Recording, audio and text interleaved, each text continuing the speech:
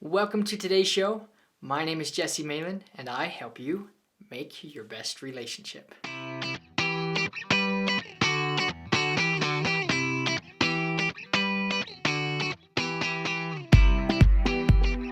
Have you ever done something that you didn't want to do, but you still did it because you thought you would please another? Or have you been afraid of doing something because you were worried about what other people would think of you? That is exactly what I want to address on today's show. In the last video, we talked about your shadow, how it gets formed, and what problems it causes for you in your life. So what can we do to become our real self? How can we get our power back? Just 3 things. First, acknowledge your shadow. This inner child, this inner or younger version of you that was suppressed. Acknowledge this and heal it. Second, get in touch with your emotions. And third, learn to say no. Let's delve into those a little bit deeper, specifically.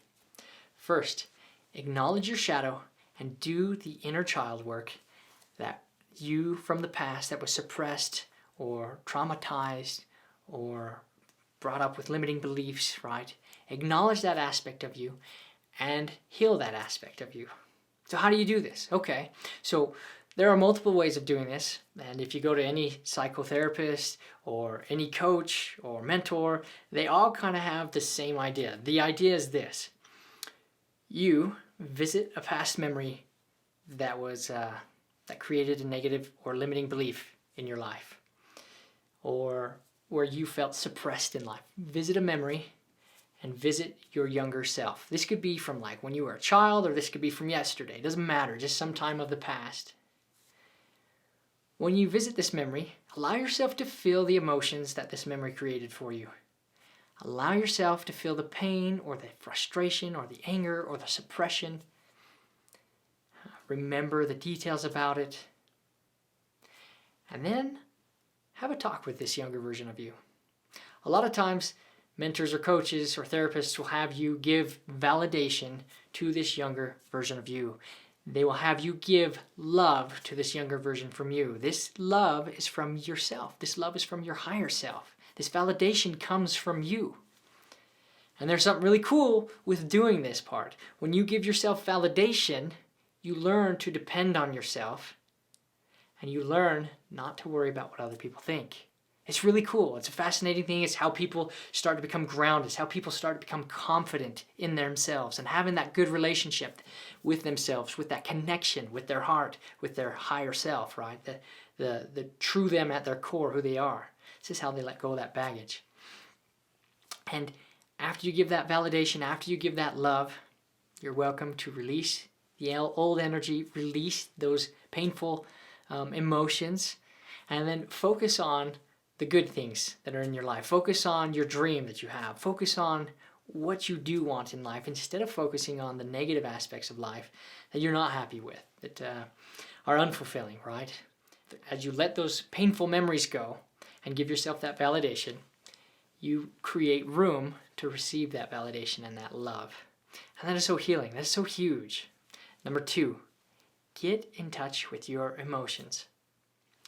When we're children, a lot of times our parents will try to get us to stop whining or stop getting angry and yelling. And they tell us things like, don't do that, or quit yelling, or toughen up, or boys don't cry, things like that, right? Those are things that we're conditioned with in society. That's things maybe your parents said. I know my parents have said that. And their intention was usually good. Sometimes they were annoyed because I know I was annoying as a child. I know just as children, and parents get frustrated. Sometimes they get annoyed with children, and that happens.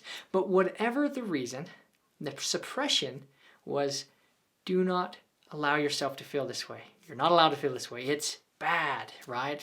Whatever that means. But not allowing yourself to feel sad because you got to be a man, or you got to be tough because the real world doesn't care about your feelings, right? Or any of those suppressions like you can't cry.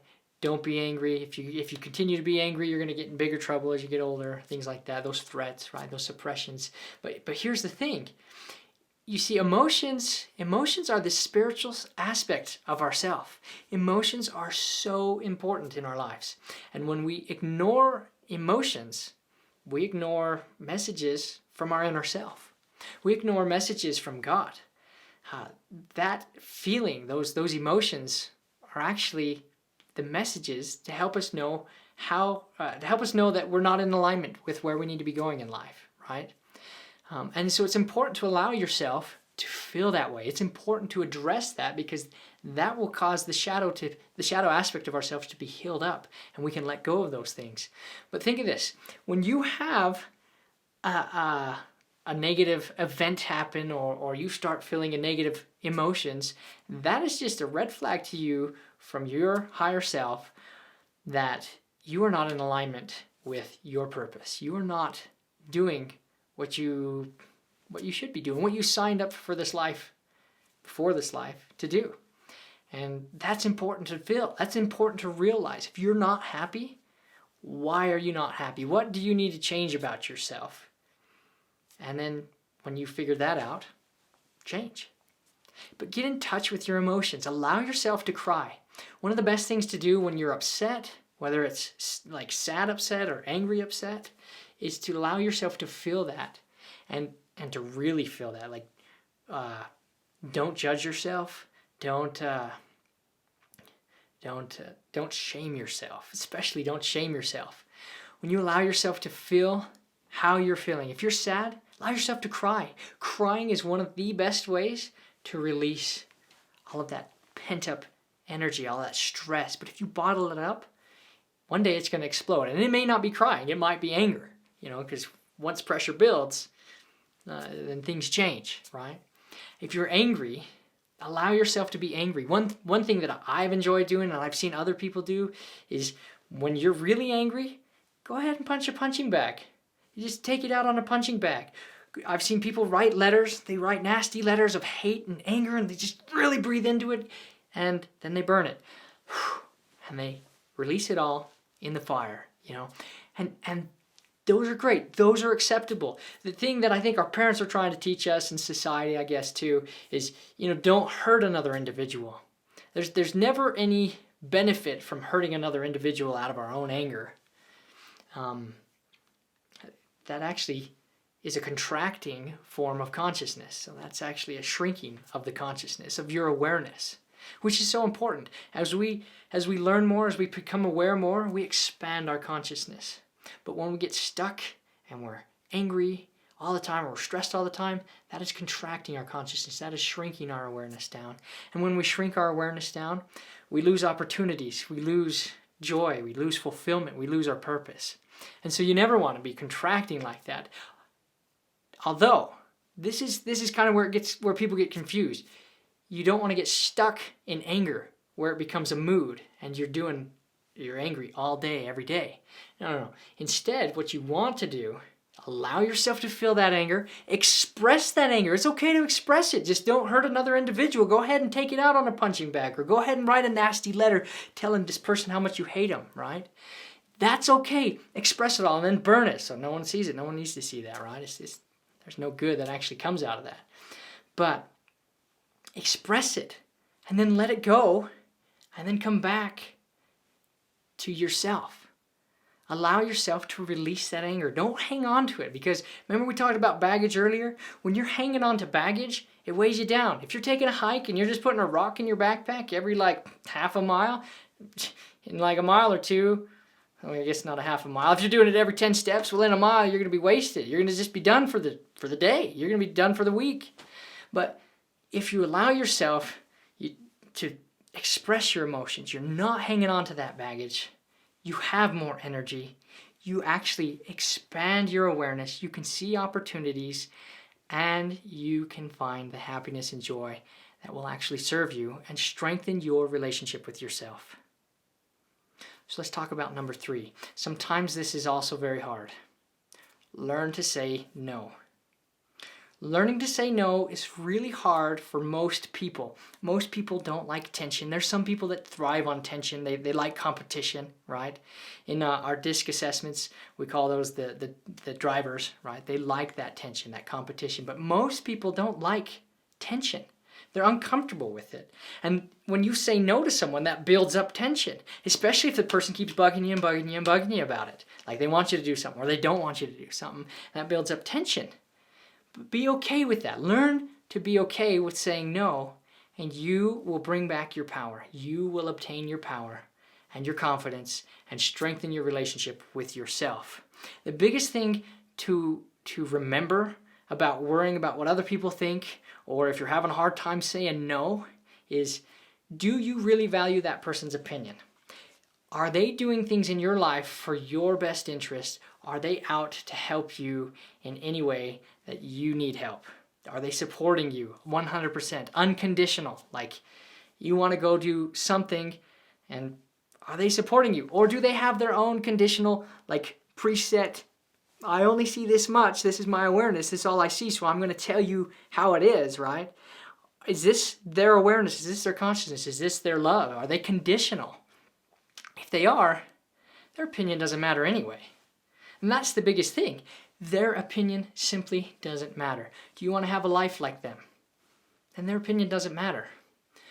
Get comfortable with saying no, because this will be the biggest thing you could do in your life, like as an actionable step outside of you, that will help you to get on the path, to help you align with the purpose that you're here for.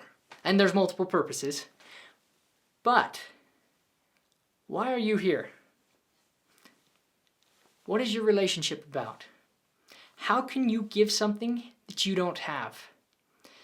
As you take these 3 steps and you start to gain your power back, this strengthens your relationship with yourself.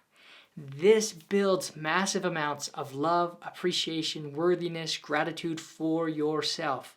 And when you have that massive amounts, it is so much more enjoyable, so much more fulfilling when you share that and give that to other people. It's huge. That's just how it is. It is impossible. I think the quote says it's very hard, but it is impossible for you to give something you don't have.